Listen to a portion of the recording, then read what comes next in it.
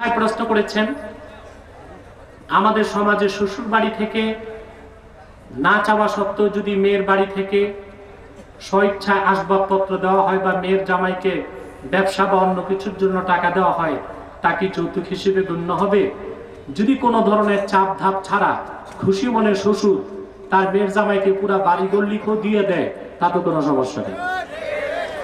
তার মানে তোমরা এটার আশায় আছো? জি বললা যে।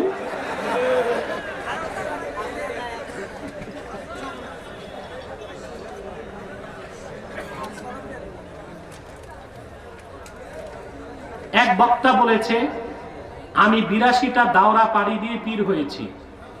আমার জীবনে 7 বার আমার নবীজি সাল্লাল্লাহু আলাইহি ওয়াসাল্লামকে দেখেছি। এখন আমার প্রশ্ন হলো, নিজের প্রশংসা নিজে করা কি ঠিক? আপনারাই বলেন কতটুকু ঠিক। বরং আল্লাহর হাবিব মুহাম্মদ সাল্লাল্লাহু আলাইহি ওয়াসাল্লামের দিদার স্বপ্নে নসিব হওয়ার চেয়ে সৌভাগ্যের কিছু নাই।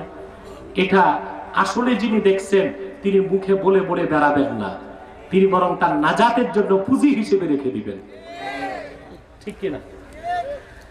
আমাদের সমাজে বিয়ের পরের দিন রাতকে কালো রাত হিসেবে ধরা হয়। নাউজুবিল্লাহ। এটা কেমন কথা? কালো রাত না কাল রাত? কি বলে মুরব্বী? কাল রাত। ওটা কি অশুভ রাত মনে করে? না, এইরকম কোন ভিত্তি ইসলামে নাই।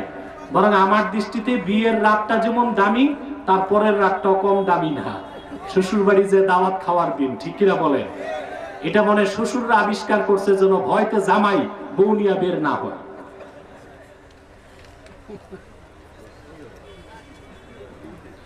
কোরআন নাজিল হয়েছিল আমাদের নবী হযরত মুহাম্মদ সাল্লাল্লাহু আলাইহি সাল্লামের উপর। কোরআন নাজিলের আগে যে সকল নবী রাসূলগণ দুনিয়াতে আগমন করেছিলেন, ওনারা কোরআন নাজিলের আগে নামাজ পড়লেন কি দিয়ে? সুন্দর কথা বলেছেন। রাসূলুল্লাহ শরীয়তে নামাজে কোরআন পড়াকে আল্লাহ ফরজ করেছেন। ফাকরাউ মা তায়াসসারা মিনাল কোরআন, এই নির্দেশের মাধ্যমে। পূর্বের নবীগণ নামাজ পড়তেন, পূর্বের নবীদের উপর তাদের নিজ নিজ ভাষায় আল্লাহর কালাম নাজিল হতো, সেই ভাষাতেই তারা নামাজে পড়তেন। কথা বুঝতে পেরেছেন? যেমন হযরত ইব্রাহিম আলাইহিস সালামের ভাষা ছিল ইব্রানি, তা হযরত ঈসা আলাইহিস সালামের ভাষা, তার উপর নাজিল হয়েছে কিতাব সুরিয়ানি।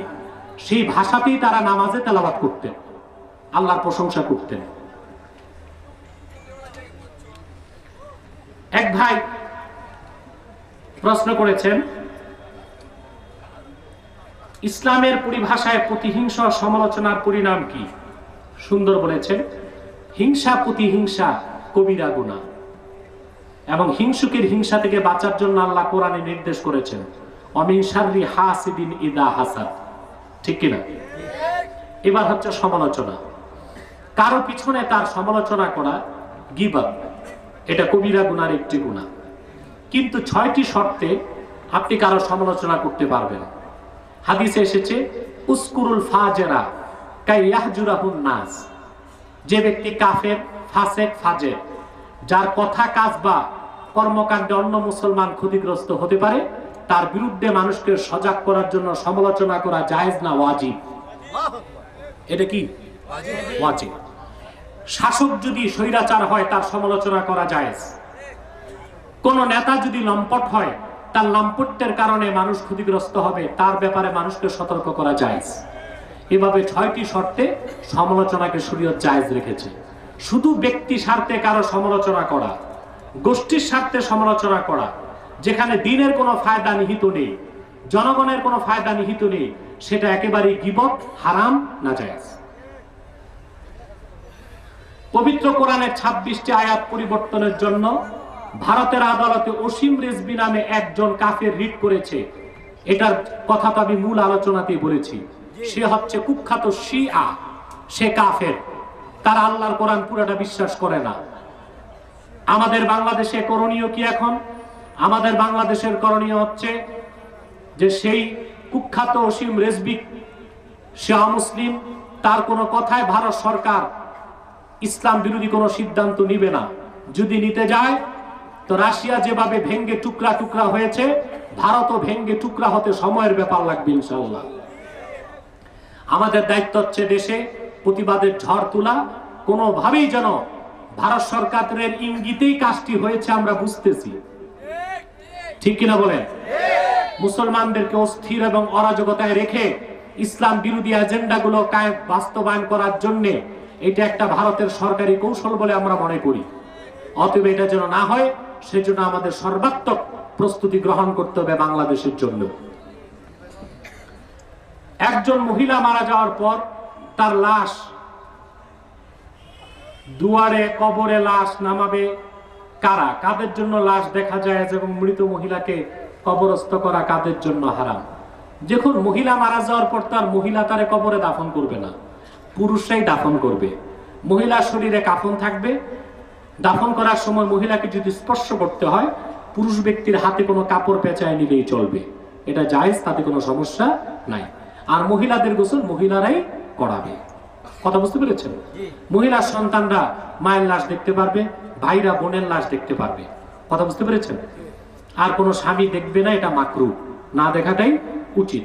তবে খুব যদি আবেগ সংবরণ করতে না পারে স্বামী, সেই ক্ষেত্রে আলেমদের উচিত খানিক সময়ের জন্য শিথিলতা করে দেওয়া।